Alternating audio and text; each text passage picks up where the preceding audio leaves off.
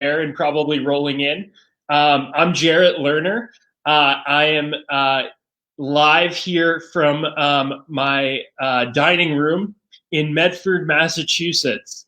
Thank you for joining me today. Thank you to the Virginia Children's Book Festival for letting me take over their space on Facebook for a bit. I'm really excited. What I'm going to do today, just to give you a little preview, is tell you a bit about myself first and my books really quickly, so you guys don't get bored. Really quickly tell you about my books. I then brought a stack of books of other people's books so I can give you a bunch of book recommendations because in case you read my books or you read my books and you want more, or if my books aren't your thing, I've got a whole bunch of other books that I want to recommend you, because now is a great time to do a bunch of great reading, to support your local independent bookstores by ordering some books for them, like Chop Suey Books in Richmond, Virginia. So you can order some of these books, get some good reading done. And then after I share with you guys about some books, I am going to do a little drawing demonstration and show you some tips and tricks for drawing. So what that means for you guys is that if you want to draw along with me, now would be a great time to grab some paper and whatever you like to draw with. Pens, pencils, markers, anything works, everything works. So I'll give you a second to do that. And while you're off doing that, I will tell you briefly about my books. So again, my name is Jarrett Lerner. I am an author and an illustrator. My first book was Engine Nerds. Engine Nerds is the first book in the Engine Nerds series of books. And it's about a group of kids who call themselves the Engine Nerds. I like to call them tinkerers. They like to build things, take things apart, see how things are made. They like to, borrow their parents' vacuum cleaners and build hovercrafts, or get a bunch of chopsticks and rubber bands and build catapults and shoot water balloons at their brothers and sisters. This book all starts when one of the Engine Nerds named Ken gets this box on his doorstep. It's got his name on it, but it doesn't say who it's from or what's inside. But Ken opens it up, and inside he finds all these little metal pieces and parts. Being a tinkerer, he puts all the metal pieces and parts together, and he ends up with this guy, a robot. And all the robot wants to do is eat all the food in Ken's house. So Ken feeds him all the food in his house. You can even see it in there in his belly. Once he's eaten all the food, the robot squashes it up in his stomach. He digests it. He compresses it into these little tiny food cubes. And I'm guessing most of you watching know what happens after you eat and digest food. It's got to go somewhere, right? So the robot is not supposed to, but he starts farting these food cubes back out. And they come out super fast, and they shatter windows and put holes in walls. They start endangering Ken and his friends. Even crazier, all the rest of the Engine Nerds start getting these same robots, and it's the same story. They eat and eat and eat and fart and fart and fart and cause so much chaos. They escape from the kids' houses and run loose all over town. And it's up to the Engine Nerds to put a stop to them before the town gets ruined and they get in a whole lot of trouble. And also figure out who's sending them these robots and why. Because even though they behave quite ridiculously and in a funny way, there is a good reason why someone's sending them these robots and why they built them in the first place. So that's Engine Nerds. My cat just sneezed in the other room. I don't know what that means. I think she sneezed at the book. I don't think she's a big fan. But if you like Engine Nerds, if you disagree with my cat, you can check out Revenge of the Engine Nerds, which is the sequel and is out now.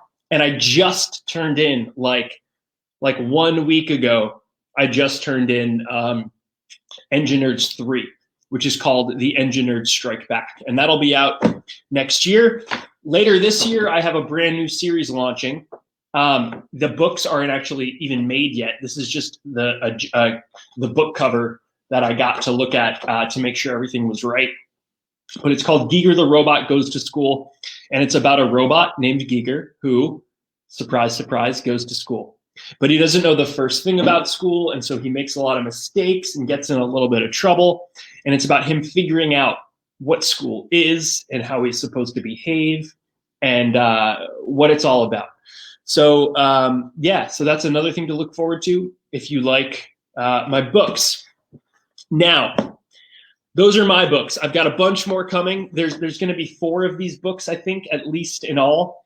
And I've got a series of graphic novels coming next year as well, called Hunger Heroes, which we can talk about that a little later. At the end of this, there will be time for questions. So if you guys have any questions for me about any of my books or anything else about the drawing I'm going to show you, then you'll get a chance to ask me then.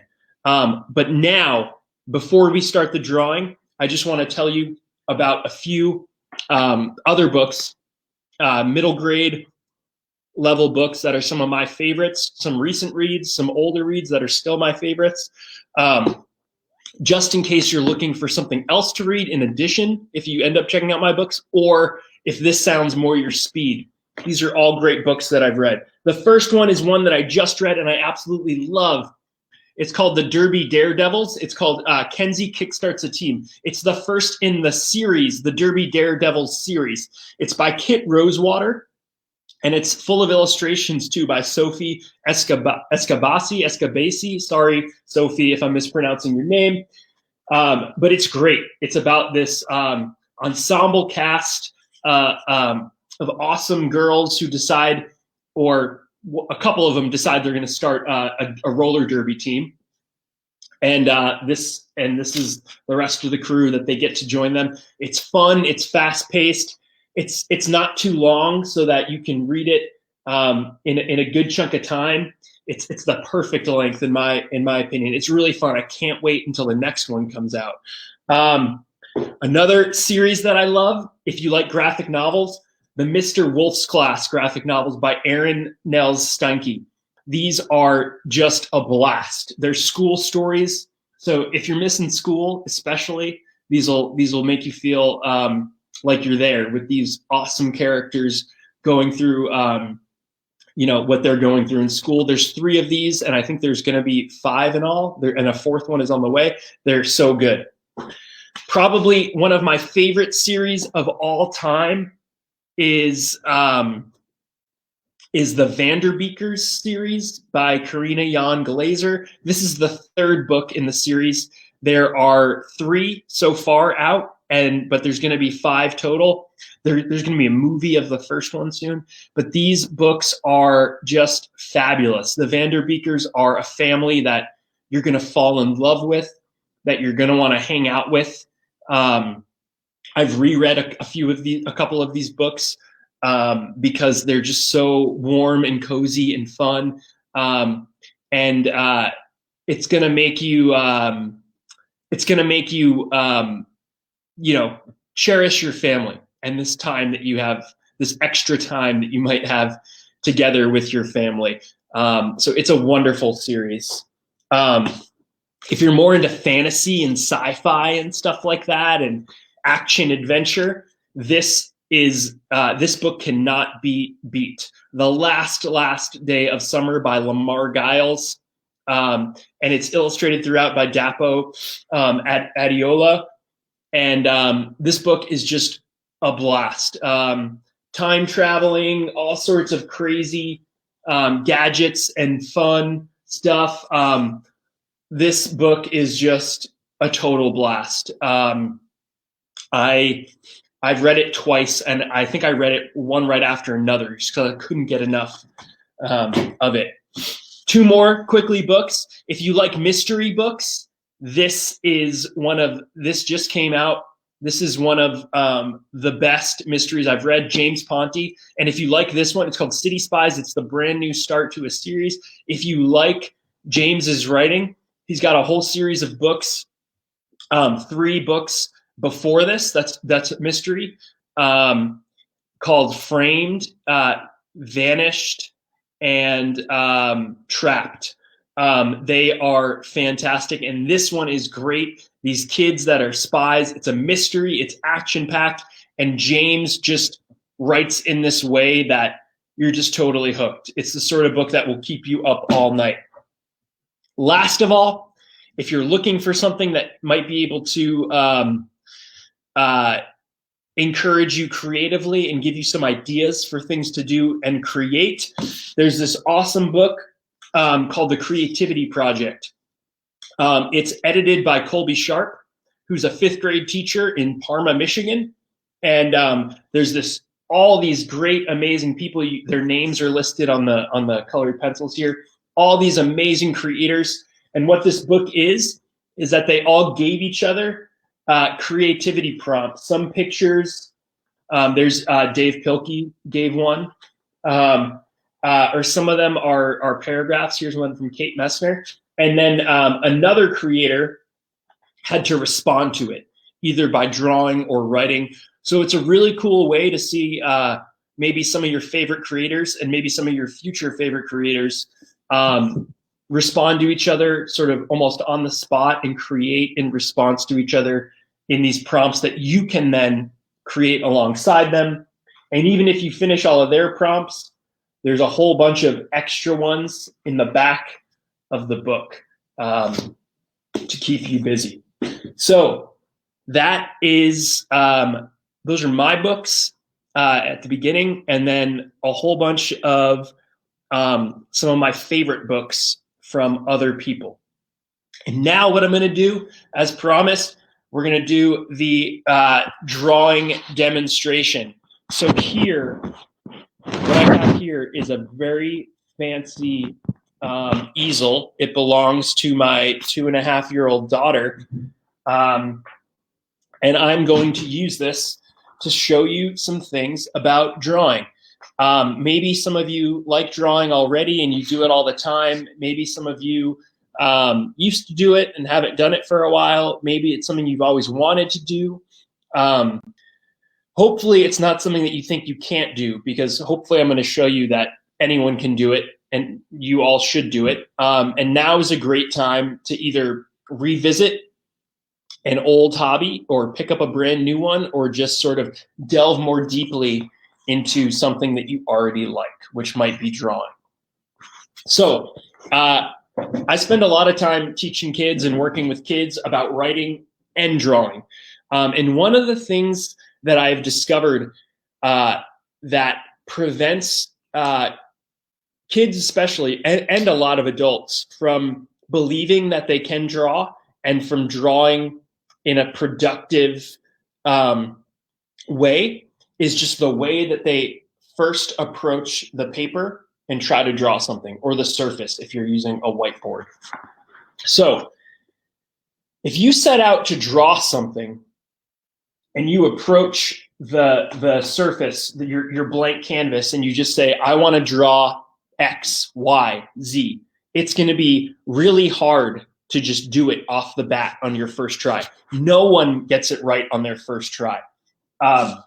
So let's say we want to draw a bird. To think that you can go from blank page to drawing of a bird on your first attempt is totally kind of outrageous if you break it down and think about it. It would be the equivalent of you picking up a tuba, having never played a tuba, the instrument in your life, and expecting yourself to be able to play the national anthem on your first try, or any song. It would be like grabbing a basketball, having never really played basketball before, and just expecting yourself to sink shots from half court on your first try, right? No one would ever expect that. But somehow, when it comes to drawing, we tend to think that if we can't do it perfectly right, how we see it in our head on the first try, it means that we can't do it ever. But that is absurd when you break it down. That's crazy. So don't think like that. And what I want to encourage you to do and sort of show you how to do is walk through drawing in a more step-by-step way.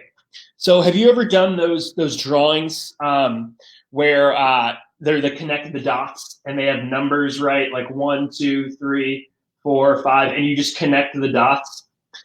It's a lot easier when you have those dots to draw something than it is without those. It's a lot easier to go from A to B to C to D all the way to Z than to somehow, for some reason, think that you can leap from A to Z, off the bat, from blank canvas to finished drawing of a bird that matches the vision inside your head off the bat. So I'm going to show you how to do that. And the way to do it is to break down your drawings into shapes. The simpler the shape, the better. And what I like to do, a shape that I often use in my drawing, is this one, this upside down U. Everyone can make that shape, right? And I should say from the outset, there's no right or wrong way to draw anything, ever, anywhere. But everyone can make an upside down U, pretty much. Now, how do I make this a bird? There are an infinite number of ways and an infinite number of things I can do, but I'm just going to play around with it. I know birds have their beaks, and what shape is a beak? It's like a triangle, right? And birds, you definitely need a wing. A wing is an important part of a bird. So I'm going to do some more little U shapes. And a couple feet and an eye. So it was much easier to get from nothing to bird when I broke it down into shapes. Now, there are many other ways to draw a bird, of course.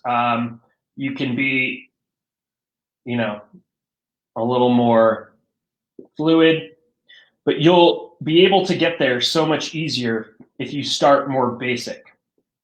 So I want to play around and show you guys some more things with this U shape. This can be a bird. It can be any number of things. And one thing that I like to do, one game that I like to play with myself to sort of test my drawing and sort of give me things to think about, is to take a basic shape like this and think about all the different things that I could make with it. So I'm just going to show you some ways that you can take a basic shape and adjust your line, play around with lines and other shapes to create all sorts of different characters and things and creatures with very little, difficulty, complexity. So let's just start with that U. And if I don't even finish the bottom, if I, instead of making a straight line, what's another option I could do? I can make it a wavy line. And if it's a wavy line, what does that look like? Some of you probably already know what that might look like. Kind of looks like a ghost, right? All right. Now, let's go back to this. All right. What else could this be? We knew it could be a bird. What other kind of bird? What if if I do a bird head on? Give it some funky hair.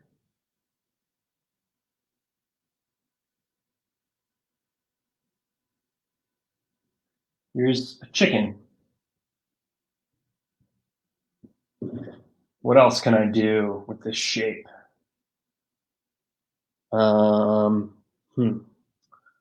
What if, give it some legs, make some eyes poking out, a frog. What if,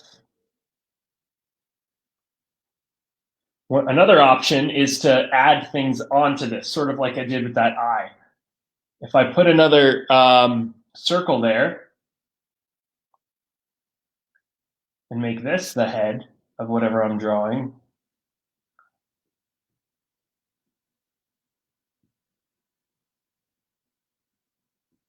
there's a ladybug.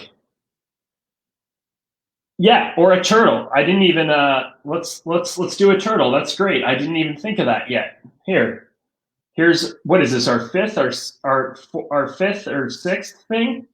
A turtle. See, once you start playing around with these things, everyone else can see it too. And like I said, there's no right or wrong way to do this. What else? How about another kind of bird?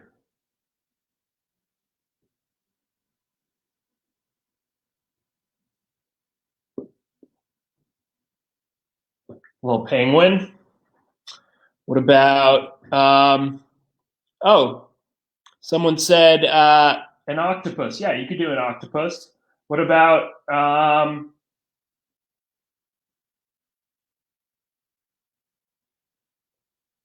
dolphin?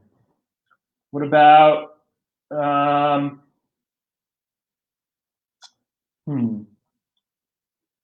what about if I make this U a little taller, a little more elongated? Add some triangles. Instead of just a pig's nose, what if I make a whole pig?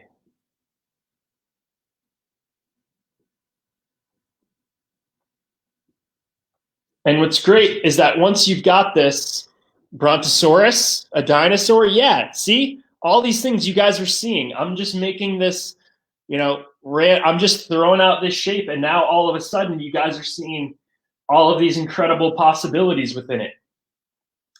One other game that I like to play is you can take, and I should show you, you can do this with the opposite shape too. Like, what do you see there? Here's a good one. Like a shark. I should probably make this a little narrower.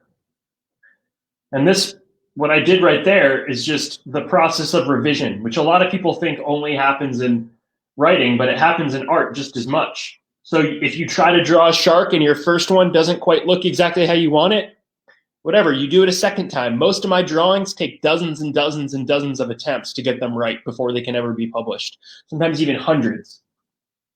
But one other thing I like to do, I'm going to go back to this chicken. I like drawing chickens because they're really funny to me. My parents live near a farm that has hundreds of chickens, and I often stop and pull over just to look at them because they're very funny to me. Sometimes I'll take an animal, a creature, and I'll say, how many different ways can I draw them? How many different bases, how many different shapes can I use as a base? So I used an upside down U. Can I challenge myself to make a chicken with a regular U?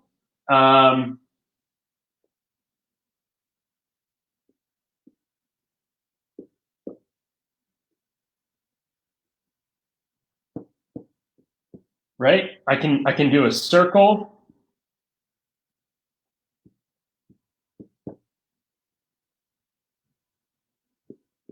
So that's another fun game to try to really start getting your skills out. And once you've got a few of these, once you know how to do this, you just you can start creating as many little characters as you want by just including some variations. So for instance, let's do the ghost because the ghost is kind of like the easiest. I'm going to draw 6 of them here because that's how many it seems I can fit.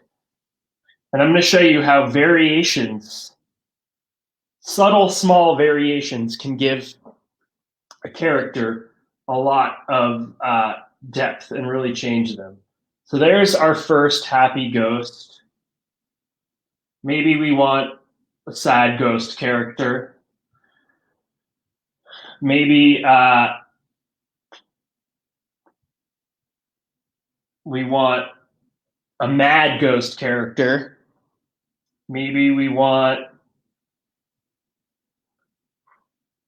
See how just changing that gives an entirely different impression? This is sort of like an evil ghost character, like someone who's got some bad plans.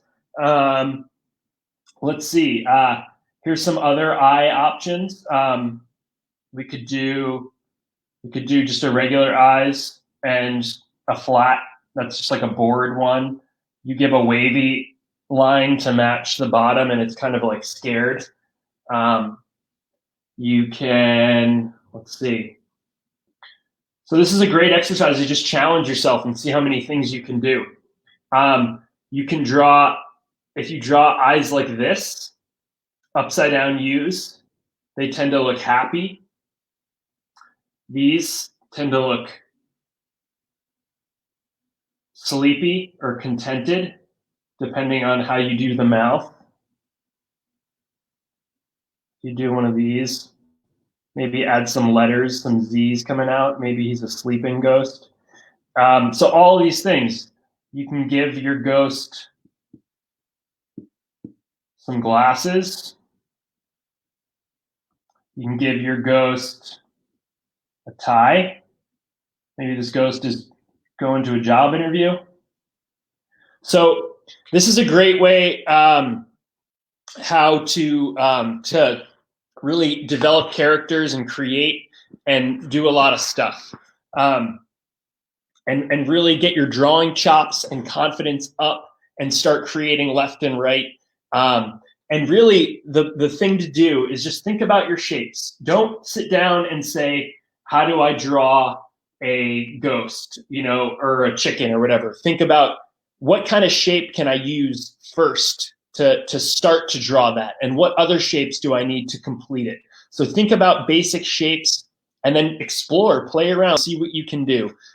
Every morning I open up a sketchbook and do stuff like this to play around, and it has made me a better, more fluent, more confident, more capable artist. So just have fun, play around, explore. Hopefully this gives you a start. You can do this with any shape. You can draw anything out of any shape. So yeah, start basic, start simple. Someone asked me to draw a robot. So what I will do is show you a couple things real quick, and then I promise I will get to questions, though that is sort of like a question. But yes, what I'm going to show you first is, I'm going to use a different color. I'm going to use, I'll use the green. So what I want to show you first is this. This right here is an accurate reproduction of the first ever robot drawing I ever did as a kid. Maybe it looked like this, I don't know. But that doesn't scream robot, right? The point of drawing, the point of visual communication is to deliver an idea into someone's mind kind of instantaneously, so that you see a picture and your brain goes robot. Like if I'm working on a book, one of my new books is called Hunger Heroes, my graphic novel. There's a tortilla chip character, there's a tomato character. I need to draw that tomato. I can draw it however I want, but I want to draw it in a way that when you see it, when anybody sees it, they go tomato. And then they can go on with the story and say, what's the tomato saying? What's the tomato doing? But this does not effectively communicate robot.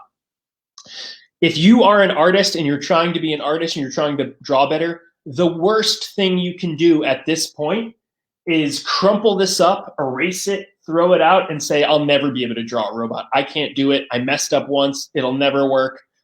Whatever. That is the worst thing you can do. That is the way to never get better, to never progress. That is the equivalent of picking up the tuba and blowing into it once and saying, I'll never learn how to play the national anthem. That's crazy, right? You have to practice, practice, practice. You have to learn about it and get better. The thing that you want to do is not, get rid of this and never look at it again. You want to do the opposite. You want to look at this real hard and real long. And you want to say, what can I do to this drawing to make it more of a robot?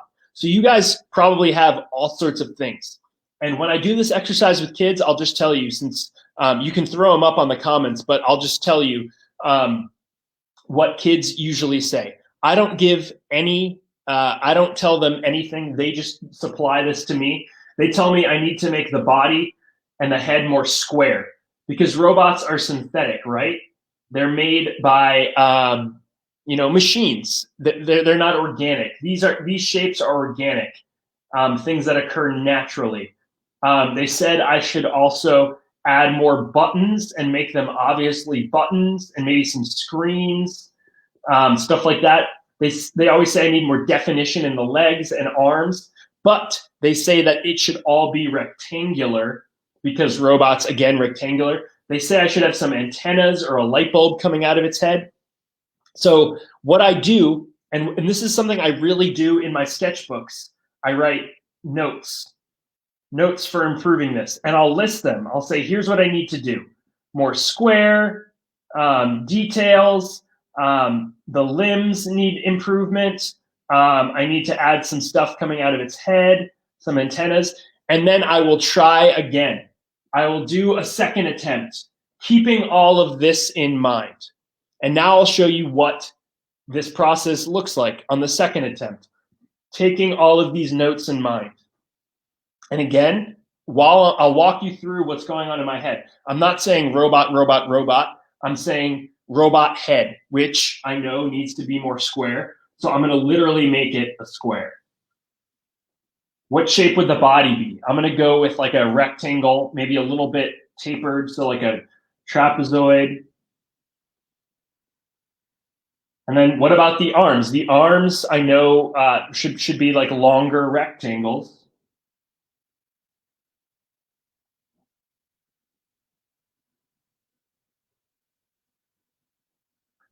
And I'll line them so it looks like they're like components, pieces.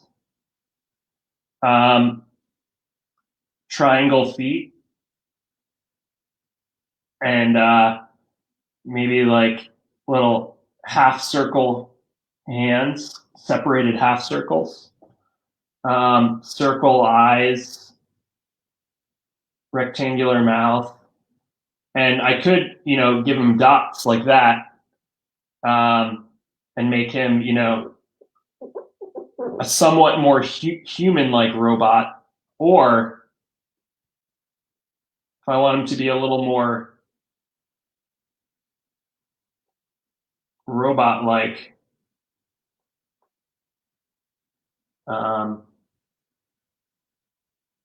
yeah. So that's the second attempt using feedback that I get from kids about how to make something look robotic.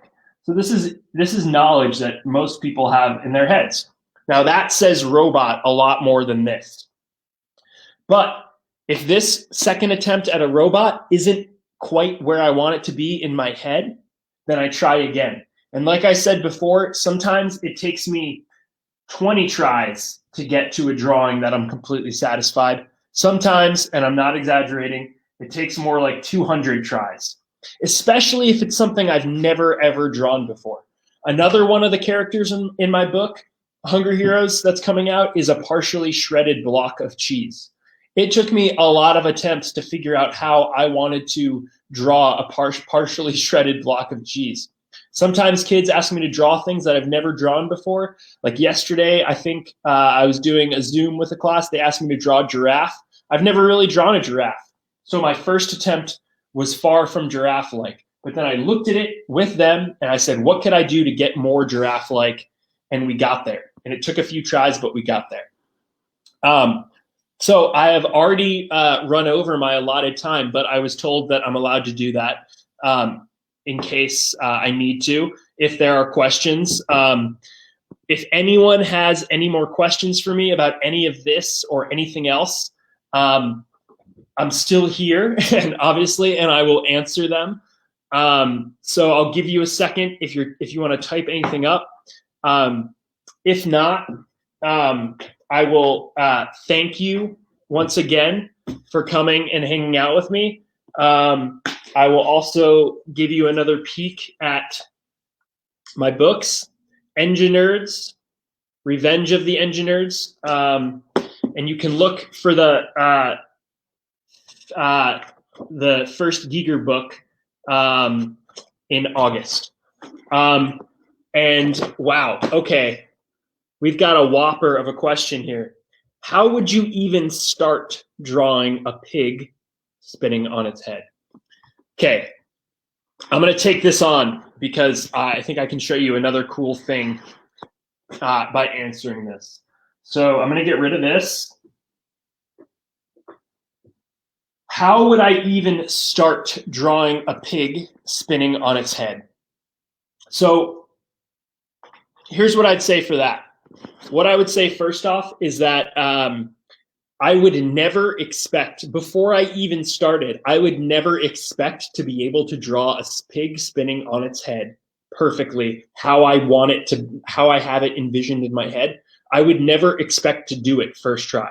That's probably the most important thing, is that I would never approach, I'm a so-called professional illustrator, and I would never approach a blank canvas to draw something like that and say, I'm gonna get this right, I'm gonna nail this. I would never expect it.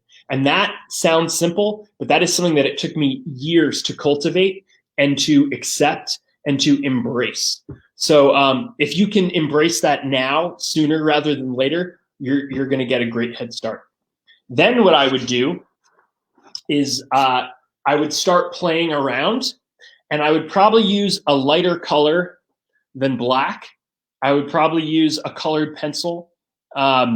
Often people, illustrators will use blue colored pencils, and there are actually special blue colored pencils called no scan blue, so that an illustrator can make all sorts of marks on a piece of paper. And this no scan blue color, it's got a certain property in it that you can tell, it's a certain shade that you can tell a scanner or a computer to ignore that color, so that when you then go to scan your drawing into a computer, you don't see any of the color that you don't want it to. So illustrators can make a total mess and then just do a couple of lines that are that they want to be seen after they've sort of laid the groundwork. So that's a good way to describe what I would do first. I would lay the groundwork. So a pig spinning on its head, well, I know that pigs are taller than they are wide. So it's going to have sort of a vertical orientation.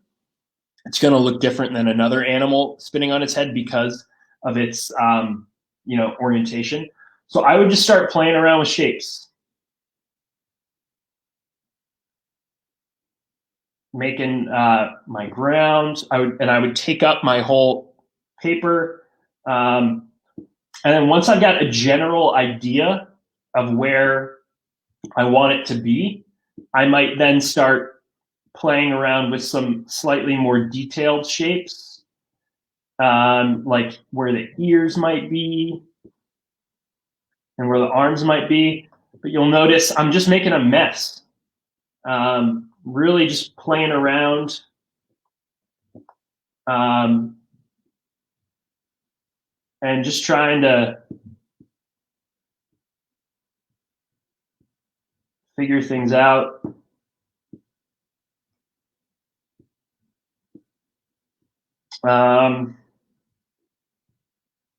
Yeah, so you can sort of see I've got some sort of like a basic idea thrown out there. And now, remember, this is my no scan color. So this is going to be not on a computer. So you won't ever get to see this. And now, once I've got my general idea mapped out, only then would I go in. I would either get a fresh piece of paper to start over, maybe even tracing paper so I can go on top of this, or I would then go in with my ink that I know the computer will see. Or if I'm doing it digitally, I do some art digitally too. If I'm doing it digitally, then I could just tell the computer in a program to ignore this and to do a new layer. We call it layering. So this would be on one layer, and then I would start a new layer. It's essentially like a digital piece of tracing paper. But only then, once I've got this down, would I go in and start following these lines. Maybe not exactly, but pretty close. And then I would start, really inking this. And I guess its ears would have to be like smushed, sort of, because, it's on its head.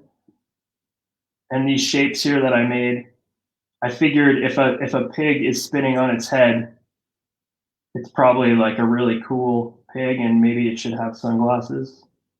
So these are some sunglasses. I would also probably flip this whole thing upside down to make this whole process easier.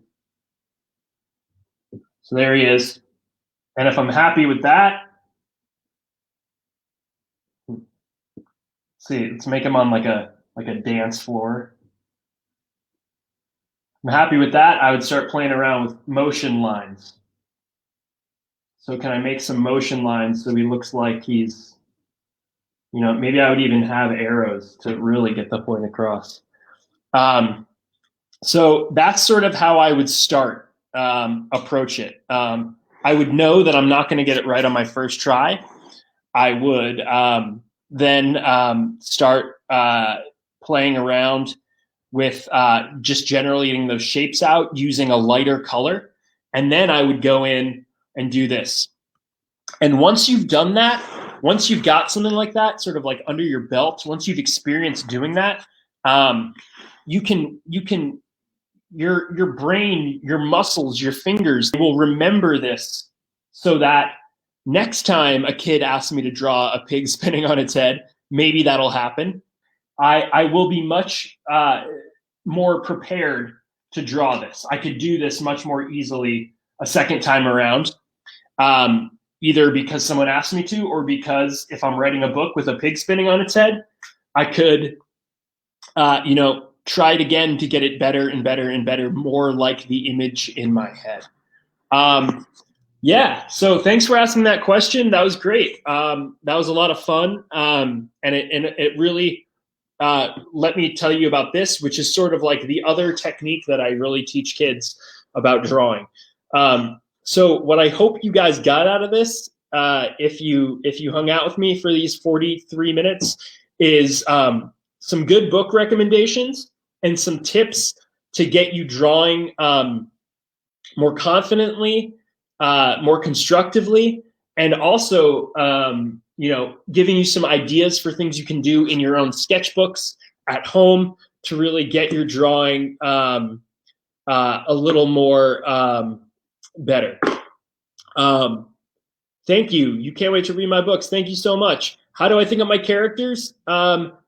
All of my books, all of my characters usually start with a little bit of real life, and then I add a whole lot of imagination. And through the revision process, even if a character of mine sort of starts because it's similar to, like, say, one of my friends or something, a certain personality, I typically, over the revision process, add so many layers of imagination that they become indistinct and they become their own things. That's usually for my novels. For like my graphic novels and things, I typically do a lot of drawing, like I did with all those ghosts, putting different expressions on their face, putting different clothes and outfits and accessories with it. And these visual clues start to sort of elicit a personality. So that's one way I think up my characters. But all fiction, I think, is on a spectrum of real life and imagination. And the difference between authors and stories are about how much imagination is in that equation and how much real life is in that equation. My books, which, for instance, these are about farting robots and aliens, tend to have a lot of imagination. Or Hunger Heroes, which is heroic taco ingredients. That tends to have a lot of imagination and just a little bit of real life. That sort of launches the whole idea. So thank you for that last quick question. Thank you guys for hanging out with me. And if you tuned in late and you want to see what happened at the beginning, you can, I think the Virginia Children's Book Festival will be putting up a full video of this session. Yeah, so I hope you guys enjoyed this and have fun, and you go draw and you go read, and stay safe and enjoy this time.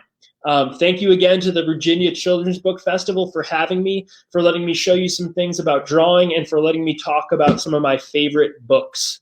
So thank you all, and I will see you again soon.